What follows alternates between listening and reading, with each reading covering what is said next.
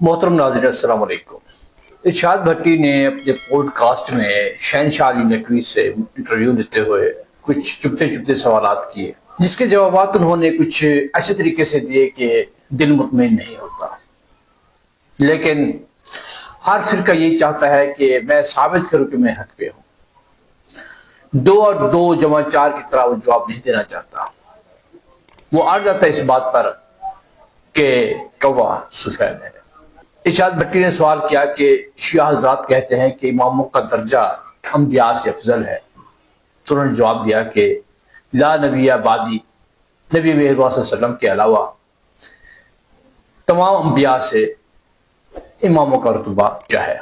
तमाम हिदायत की जिम्मेदारी इमामों पर डाली गई है। लिहाजा किसी भी दौर में ये दुनिया हजरत इमाम अली, इमाम हसन, इमाम हुसैन, हसन अस्करी और इमाम महदी के अलावा किसी के भी ज़ेरे साया नहीं चली। जबकि कुरान में फरमाया गया है कि कुंतुम खैरा उम्मतिन व उखरिजत लिन्नास तामुरूना बिल मारूफ व तनहौना अनिल मुनकर। उसमें साफ कहा गया है कि तुम बेहतरीन उम्मत हो जो लोगों की हिदायत के लिए निकाले गए हो। तुम नेकी का हुक्म देते हो और बुराई से रखते हो। बार बार सवाल किया इरशाद भट्टी साहब ने, लेकिन शहनशाह अली नकवी मोहतरम टक से मस नहीं हुआ, उन्होंने कभी भी नहीं। इरशाद भट्टी ने पूछा कि आपके शिया हज़रात ये कहते हैं कि अमवात और मसाइब का इल्म, तकालीफ का इल्म, हस्ब और नस्ब का इल्म, मुस्तकबिल और माज़ी का इल्म तमाम का तमाम हज़रत अली को दिया गया था। तो वो कहते हैं बिल्कुल ऐसे ही है। और हज़रत अली के बारे में उनका ये ख्याल है कि हज़रत अली पर दुनिया कायनात की कोई चीज़ भी पोशीदा नहीं रखी गई। और एक और रवायत में आता है कि शिया हज़रात का ख्याल है कि हज़रत अली को देखने के लिए एक फरिश्ता मदीना मुनव्वरा में आया और सिर्फ वो हज़रत अली को सलाम करने के लिए आया था। और बहुत से ऐसे सवालात जो कि हज़रत अली की वलियत के बारे में इरशाद भट्टी साहब ने पूछे, लेकिन शहनशाह हुसैन नकवी साहब ने कोई भी ऐसे जवाब ना दिए जो कि हक बजानिब हूँ या जो दिल जमी से दिए गए हों। सिर्फ वो शिया मसलक को लेकर आगे बढ़ते रहे और उसी के बारे में वो बार बार दलाइल देते रहे, और ऐसे दलाइल जैसे सवाल दाल और जवाब उसका चना था। मतलब यह है कि कोई भी ऐसा मुदल्लल जवाब नहीं था जिससे ये माना जाए। उनका कहना यह है कि किसी भी दौर में कोई भी इमाम इस दुनिया से खाली नहीं रही। दुनिया हर दौर में दुनिया इमामों के साए तले रही है। अब भी दुनिया इमामों के साए तले है। आखिरी इमाम जो है इमाम महदी, जिसकी 1150 साल उम्र हो चुकी है, वो इस दुनिया में है। हम उसको पहचान नहीं रहे, वो आ चुके हैं। मतलब कि ऐसे ऐसे सवालात, ऐसे ऐसे जवाब जो इंसान दंग रह जाता है। लेकिन कोई भी बंदा अपना मसलक छोड़ने के लिए तैयार नहीं है, अपनी दुकान खाली करने के लिए तैयार नहीं है। आगे चलकर आपको ये सारा इंटरव्यू दिखाएंगे। आगे बढ़ने से पहले आपसे गुजारिश है कि अगर आपने मेरे चैनल को सब्सक्राइब नहीं किया तो सब्सक्राइब कर लीजिए और वीडियो को लाइक करना मत भूलिए। आइए देखते हैं कि शहनशाह अली नकवी साहब इंटरव्यू कैसे दे रहे हैं। आपके नज़दीक इमामों का रुतबा अंबिया कराम से ज़्यादा है, नबी मुकर्रम के अलावा अलबत्ता नबी आखिरुज़्ज़मान हज़रत मोहम्मद सल्लल्लाहु अलैहि वसल्लम के बारे में आपका कहना है कि 12 इमाम आपसे अफजल नहीं, मगर इनका मर्तबा आपसे अदना भी नहीं। इल्ला ला नबी आबादी, नबी नहीं है। हाँ, तो सर अब नबियों पे इंजील, ज़बूर, तौरात, कुरान, इमामों पे कोई नहीं। नबियों ने कलाम किया अल्लाह ताला से, मूसा ने को तूर पे, हज़रत ईसा अलैहिस्सलाम को अल्लाह ताला ने वो अता किया मुर्दे को ज़िंदा करना। नबी सल्लल्लाहु अलैहि वसल्लम पे जिब्राईल अलैहिस्सलाम आए।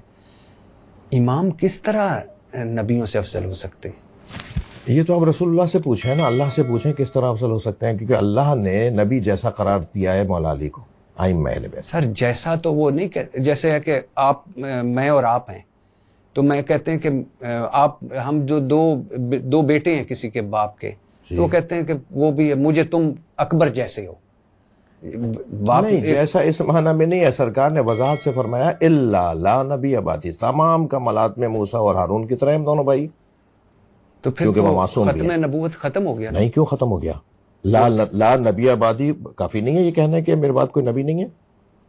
नबूवत तो नबी पे खत्म हो गई। खत्म नबूवत सरकार खातमुल अंबिया है। जो नबी को खातमुल अंबिया नहीं मानता मुसलमान नहीं है। और आपको ये जान के खुशी होगी, जान पता होगा आपको कि जब غلام احمد قادیانی کے ماننے والوں کے خلاف پاکستان میں قرارداد پیش ہوئی تو مولانا اسماعیل دیوبندی شیعہ عالم تھے، جہاں مولانا نورانی میاں نے، جہاں اور اہل سنت علماء نے اس تحریک میں اپنا علمی کردار ادا کیا، وہاں شیعہ 2 بڑے عالموں نے اسمبلی میں بھی اور اسمبلی کے باہر بھی جتنی میٹنگز تھیں، تو قادیانیت کے خلاف اس ملک کے اندر جو کچھ تحریک چلی اس میں 2 شیعہ علماء کا بہت اہم کردار تھا، ایک مولانا اسماعیل صاحب کا اور ایک مولانا حافظ کفایت صاحب کا۔ یعنی ہم اس ملک میں ختم نبوت کی تحریک کے اندر کسی سے کم نہیں ہیں، یہ بات واضح ہے۔ یہ جو بات ہے کہ ہم جب ائمہ اہل بیت کے اس رتبے کے اور اس مقام کے قائل ہیں تو یہ کہتے ہیں کیونکہ یہ جو ہے وہ اتنے بڑے مقام اور رتبے کے قائل ہیں تو یہ ختم نبوت کے قائل نہیں ہے۔ یہ کون کہہ رہا ہے؟ ہم تو سج کے کہتے ہیں کہ لا نبوت آبادی بھی ہے حدیث کے اندر، لا نبی آبادی بھی ہے، میرے پاس کوئی نبی نہیں ہے۔ ہر زمانے میں ایک حجت خدا ہونا ضروری ہے، یہ سنی شیعہ نے لکھا ہے۔ زمین حجت خدا سے خالی نہیں رہ سکتی، لولا الحجہ لساخت الارض علی اہلہا۔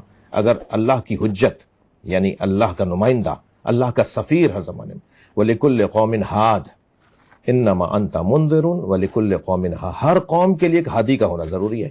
تو بھئی ان آیات کو کہاں لے جائیں گے آپ کہ ہر قوم کے لیے جب ایک ہادی کا ہونا ضروری ہے، ہر دور میں ایک اللہ کی طرف سے بنائے ہوئے ہادی کا ہونا ضروری ہے، تو آج کون ہے؟ وہ جو کہتے ہیں کہ نبی صلی اللہ علیہ وسلم آخری انسان تک کے نبی، اب یہ امت کے ذمہ ہے جی کہ وہ آگے ان کا پیغام پہنچائیں، یہ قرآن امت کے یہ اللہ امت کو کے حوالے نہیں کیا، کہیں نہیں ہے کہ امت کے حوالے، کہیں نہ آیات میں ہے کہ امت کے حوالے، نہ حدیث میں امت کے حوالے۔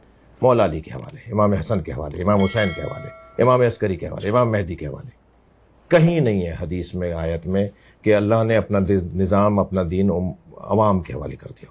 عوام کے حوالے کیسے ہو؟ اچھا سر، قرآن کہتا ہے، پھر میں واپس آتا ہوں، موت کے وقت اور مقام کا تعین، بارش کے نزول کا علم صرف اللہ تعالیٰ کو ہے، اور آپ کی کتابیں کہتے ہیں ان تمام امور کا علم اماموں کو ہے۔ اچھا، ایک حضرت علی رضی اللہ تعالیٰ عنہ سے ایک ہے، امیر المومنین اکثر فرماتے قیامت کے دن جنت اور دوزخ کی تقسیم میرے سپرد ہوگی۔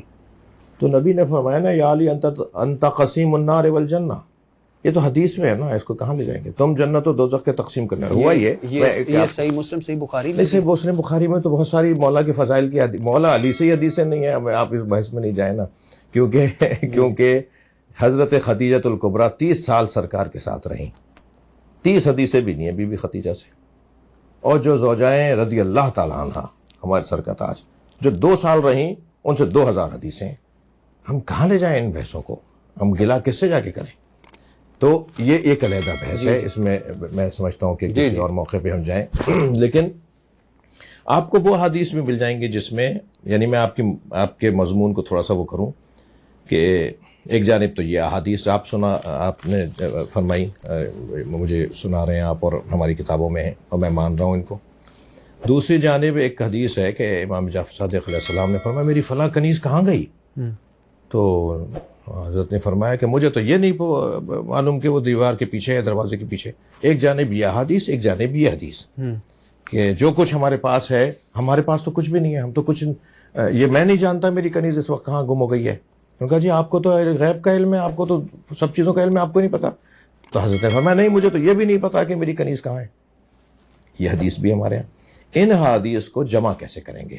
ان احادیث کو جمع ایسے کریں گے کہ ایک جانب جب امام یہ فرما رہے ہیں، امام جعفر صادق علیہ السلام، کہ مجھے تو اپنی کنیز کا نہیں پتا کہاں چلی گئی، اور ایک جانب امام رضا اور امام صادق یہ فرما رہے ہیں، تو ان دونوں کو جمع کیسے کریں گے؟ وہی فارمولہ بنے گا کہ اللہ کا عطا کردہ ہے، میں تو جو جانتا ہوں اللہ کے دیے ہوئے سے جانتا ہوں، اللہ مجھے بتاتا ہے، اللہ کا فرشتہ مجھے بتاتا ہے، اللہ کی طرف سے مجھے الہام ہوتا ہے، اللہ کی۔ اچھا، روحانی اور معنوی موضوعات میں اور عنوانات میں جو اللہ کی خاطر 40 صباحاً یا لیلاً من اخلص للہ 40 صباحا، جو 40 دن تک صرف اللہ کی خاطر گزارے اپنے اوقات کو، اپنے ایام کو، تو ہم اس کے لیے بہترین حکمتوں کو قرار دیتے ہیں، اس کی زبان سے ہم حکمتوں کو جاری کرتے ہیں، اس کی زبان سے ہم اپنا علم جاری کرتے ہیں، اس کی زبان لسان اللہ ہو جائے گی، اس کی آنکھ عین اللہ ہو جائے گی۔ یہ سنی شیعہ کی کتابوں میں جو اپنے آپ کو ختم کر دے اور اللہ پر اپنے آپ کو مٹا دے، یعنی فنا فی اللہ ہو جائے، پھر اللہ اس کے وجود کے اندر اپنی ایسی حکمتوں کو ڈالتا ہے کہ پھر وہ جو بولتا ہے تو گویا اللہ کی مشیت بولتا ہے. اس پہ بھی بہت اعتراضات ہیں اس پہ. ہاں لیکن یہ بحثیں ہیں جی، یہ بحثیں ہیں، یہ کچھ لکھا بھی گیا ہے، کچھ بیان بھی کیا گیا ہے. تو جو ساری زندگی جن کا کام، جن کا اڑنا بچھونا، جن کا اٹھنا بیٹھنا للہیت ہو، اگر ان کی زبان سے حکمتیں جاری ہو رہی ہوں تو اس میں ایک اور بھی ہے. حضرت علی رضی اللہ تعالیٰ عنہ چند ایسی صفات عطا کی گئی ہیں مجھے، چند ایسی صفات عطا کی گئی جو مجھ سے پہلے کسی کو عطا نہ ہوئی. مجھے انبات، مصائب، تکالیف، حسب و نصب کا علم عطا کیا گیا. مجھے گزشتہ اور مستقبل کے تمام واقعات عالم کا بھی علم ہے. مجھ پر کائنات کی کوئی چیز پوشیدہ نہیں. میں اس کر رہا ہوں یہ ساری وہ حدیث ہیں جو اللہ کی عطا کردہ ان کو کمالات ہیں، ان کے ذاتی نہیں ہیں. اس پہ بہت بحث ہو سکتی ہے لیکن وہ لمبی ہو جائے گی. میرے پاس بہت سارے سوالات ہیں لیکن حضرت علی رضی اللہ تعالیٰ کی فضیلت ہے. علامہ محمد باقر مجلسی کی کتاب بہار الانوار میں ہے، اور محمد بن باقر بن محمد تقی بن المقصود المجلسی، یہ عالم بھی آپ کے فقی محدث. اے علی تم کچھ فضیلتوں کے مالک ہو، یہ رسول اللہ صلی اللہ علیہ وسلم کہہ رہے ہیں اس کتاب کے مطابق، جن سے میں محروم ہوں. مثلا فاطمہ تمہاری بیوی ہے، میں اس طرح کی بیوی سے محروم ہوں. تمہارے 2 بیٹے حسن اور حسین ہیں جبکہ میں اس مقام مرتبے والی اولاد سے محروم ہوں. خدیجہ تمہاری ساس ہے جبکہ میری ساس اس طرح کی نہیں. میں تمہارا سسر ہوں، تمہارے سسر کی طرح میرا کوئی سسر نہیں. جعفر تمہارا بھائی ہے، میرا کوئی اس طرح کا بھائی نہیں ہے.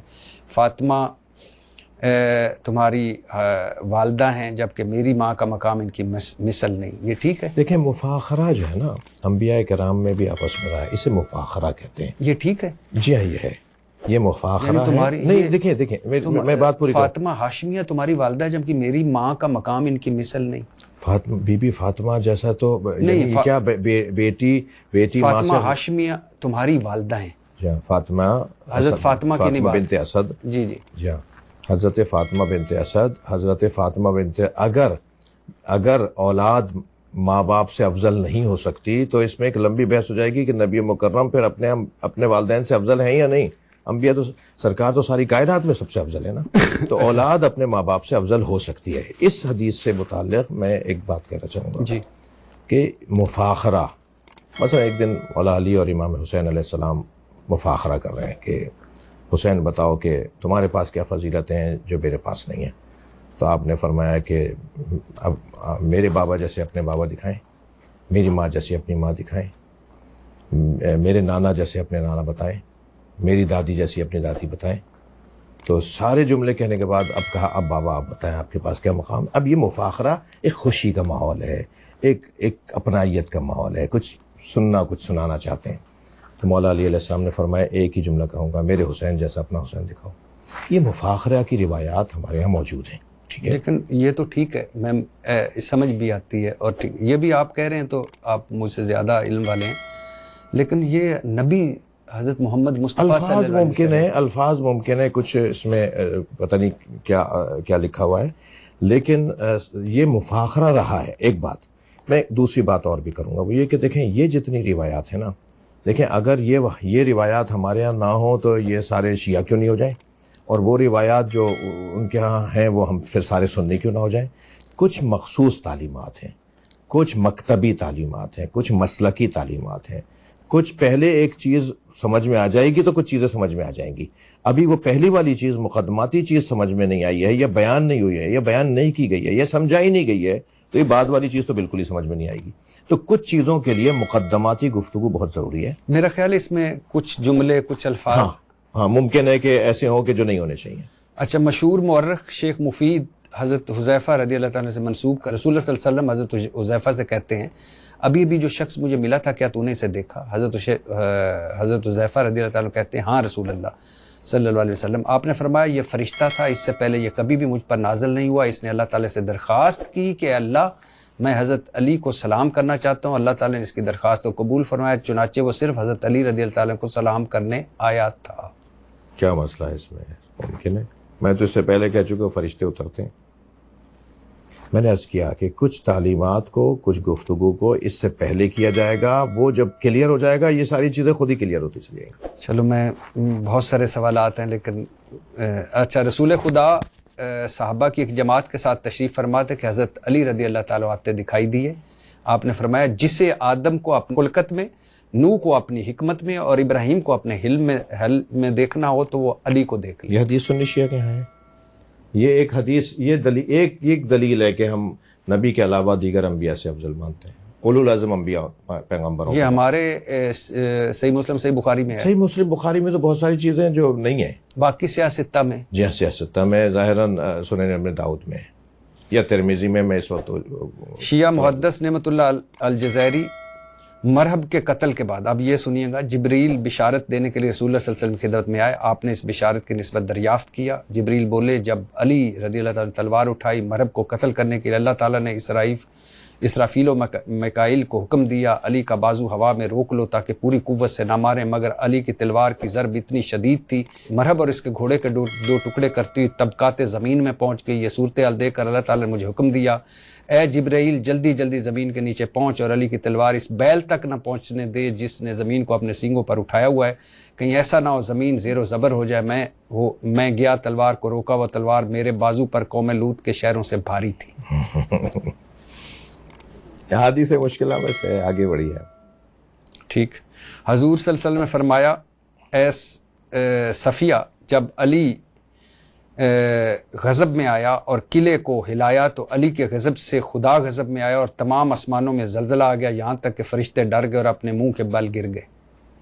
وہ یہ میں عرض کیا کہ جو احادیث فضائل کے باب میں ہوتی ہیں نا، اس کی سند مکمل ہو یا نہ ہو، اسے سنن باب سنن میں ڈال کر فضائل و مناقب میں لکھ دیا جاتا ہے، اسے بیان کر دیا جاتا ہے۔ ممکن ہے اس کی روایات کی جو تقاضے ہیں، یعنی جو روایات کے تقاضے ہیں، جو سند کے تقاضے ہیں، جو راویوں کے تقاضے ہیں، وہ پورے نہ ہوں۔